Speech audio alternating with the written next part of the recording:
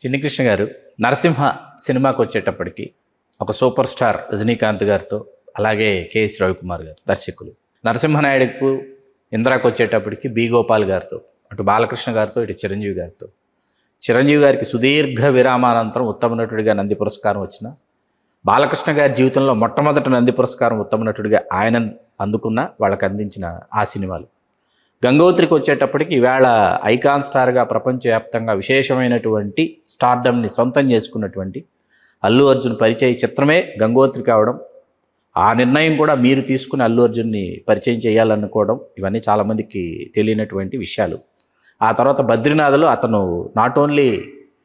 He's not only ordinary hero, ఇతను ఏమైనా చేయగలని నిరూపించినటువంటి బద్రీనాథ్ క్షేత్రపాలకుడిగా వివి వినాయక్ గారు, రాఘవేంద్రరావు గారు, వీళ్ళందరితో కలిసి పనిచేసినటువంటి చిన్ని కృష్ణ గారికి దర్శకరత్న డాక్టర్ దాసరి నారాయణరావు గారికి మధ్య ఒక అనుబంధం ఉంది అంటారు, అదేంటి? నాకు ఆయనకి మధ్య దాసరి నారాయణరావు గారికి నేను దాసరి నారాయణరావు గారి గురించి ఆయన ఉండంగా ఆయన సమక్షంలో ఆయనతో మాట చెప్పాను.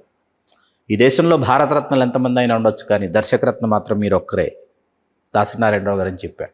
అటువంటి దర్శక దిగ్గజం దర్శకరత్న డాక్టర్ దాసరి నారాయణరావు గారికి చిన్ని కృష్ణ గారికి మధ్య ఒక సంఘటన ఒకరోజు జరిగింది. ఏంటి ఆ సంఘటన?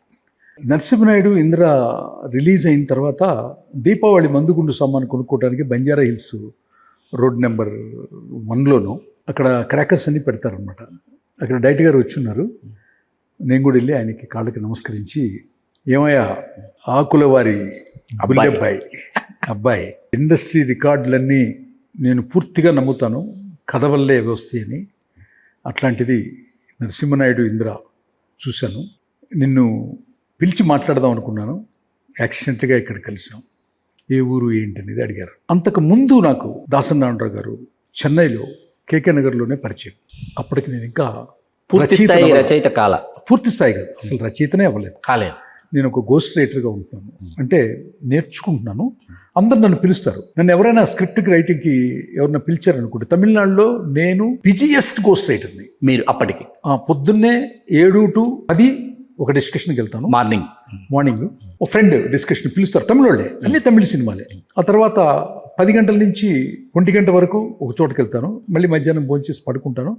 4 to 8 ఒక డిస్కషన్కి వెళ్తాను. 3 డిస్కషన్లు నాకు స్టోరీ డిస్కషన్లు గోస్ట్ రైటర్గా భయంకర బిజీగా ఉంటే దాసరి నారాయణ గారికి ఎవరు చెప్పారంట, ఒక అబ్బాయి బాగా మాట్లాడతాడండి, అది ఎందుకు పిలిచారంటే, నన్ను వాళ్ళ అబ్బాయి హీరోగా ఇంట్రడ్యూస్ అవుతున్నాడు, అరుణ్ కుమార్. దానికి ఎవరో తెలుగు రచయిత, పేరు అనవసరం, నా నోటితో నేను మాట్లాడను.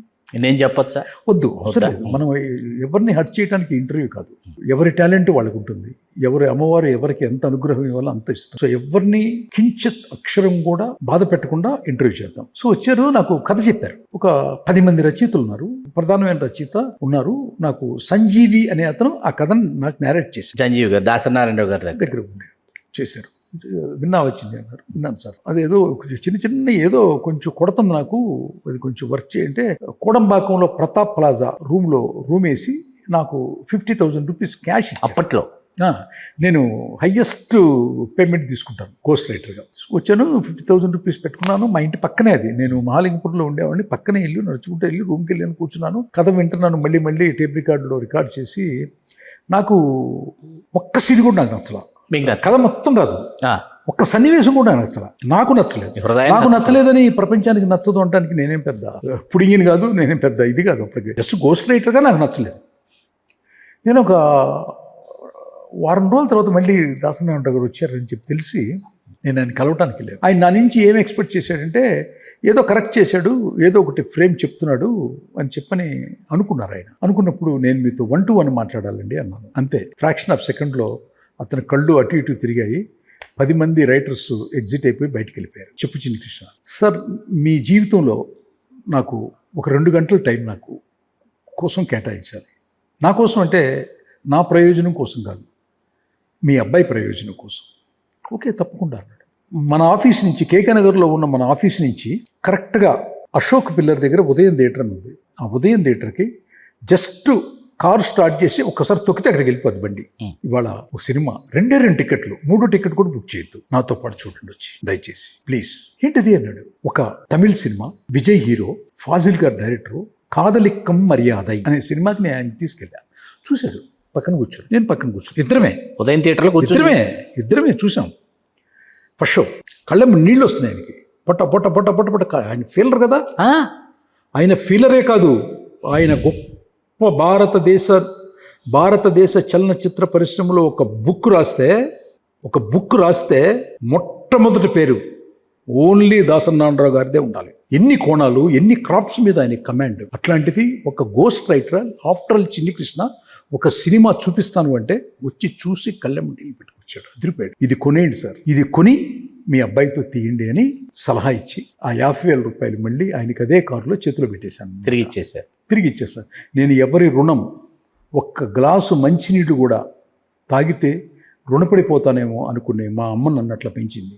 అట్లా నేను రిటర్న్ ఇచ్చేసేసి ఇంటికి వెళ్ళిపోయాను. ఆయన కూడా వెళ్ళిపోయాడు. నెక్స్ట్ డే మార్నింగ్ మళ్ళీ నన్ను పిలిచారు. మళ్ళీ ఏం జరిగిందో, ఈ 10 మంది రచయితలు, నాగార్జున గారు ఒక టైటిల్ రిజిస్ట్రేషన్ చేసుకున్నారు, గ్రీకు వీరుడు అని.